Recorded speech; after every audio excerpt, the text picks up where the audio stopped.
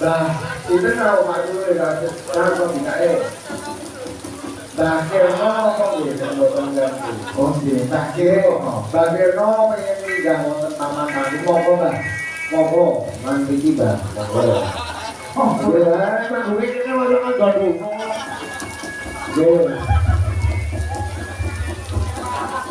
Ye, ngopo, Mbak? Bagirno, semua yo. Pulang deh,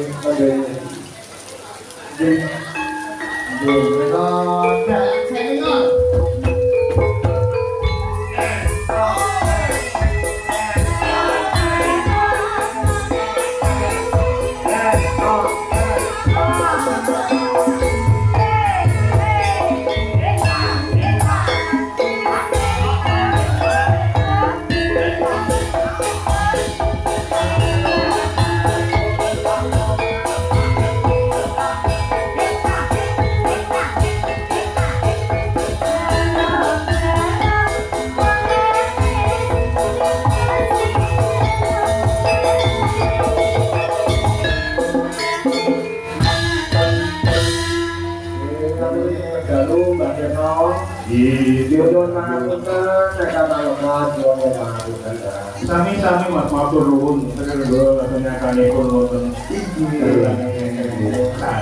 Jalan kuda berbakat ya, Pak. Iki nerusaken sing dalu para doro-doro wiyoga. Nggih. Wah. Nggih. Nah, dipikir mungkin ana Mas Galih itu Mbak jenenge Aston Nuwun sewu. Kalau Bante Mas Galih. Wau mau kembangane rancak-rancak kula tak pamit buatan puro tepuk. Nggih. Kanthi lagu menapa menika Romo? Tak sinom bae. Nggih, monggo. Nggih, sinom. Pelok ya tau. Nona Biro apa diberani. Nggih. Bapak Romo di bahasa kerja berkali kabeh dari menika ketemu lapor dagelan kondang. Alah nopo iki Pak? Matur nuwun. Buka ngatur. Alhamdulillah. Asrang atar ambak war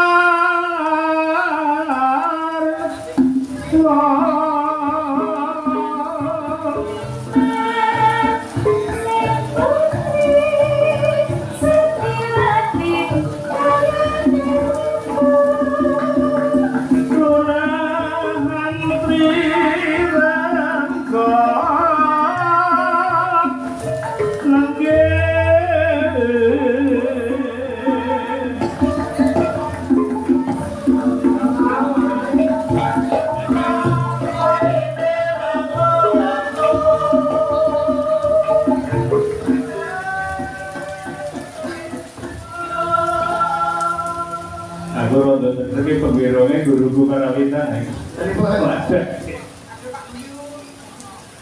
para duka pamok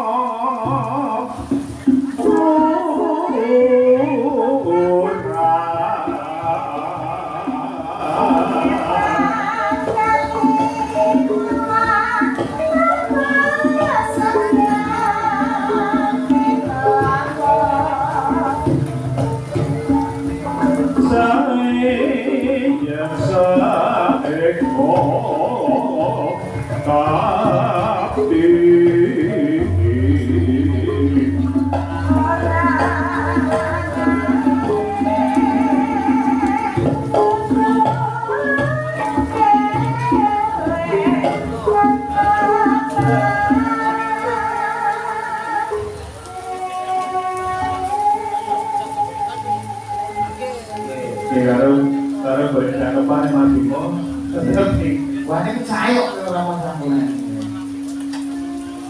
lewati merengsa sambil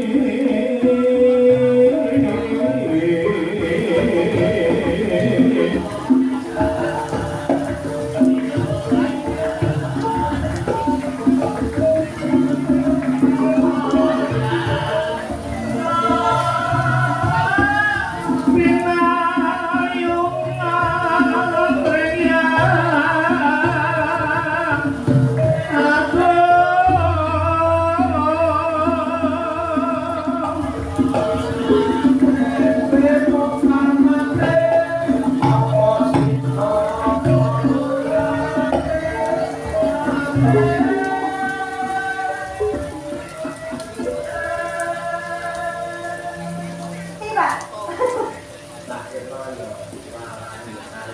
kita kapan ini? Monggo lah terus manggaken pokoke. Nggih. Mugi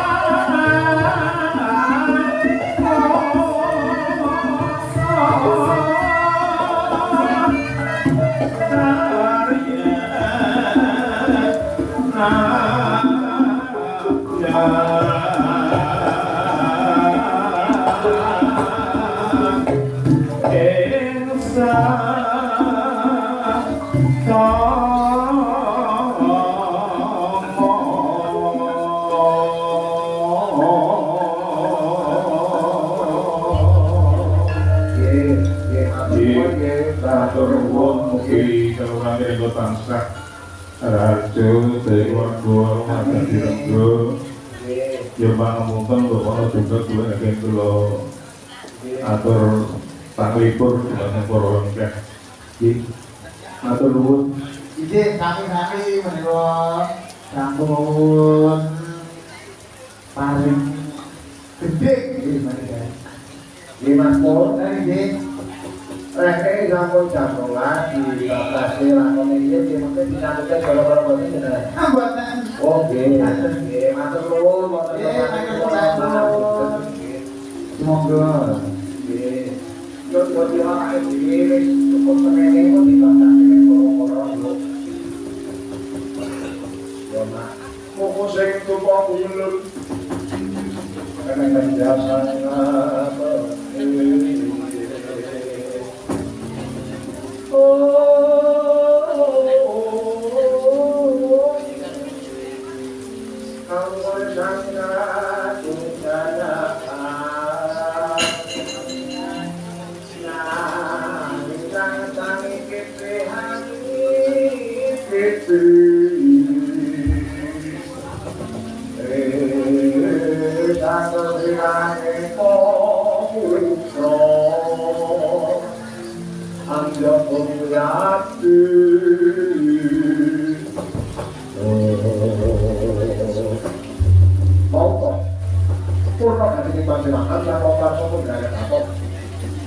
kamu bisa manjing bukit sanggar kanal.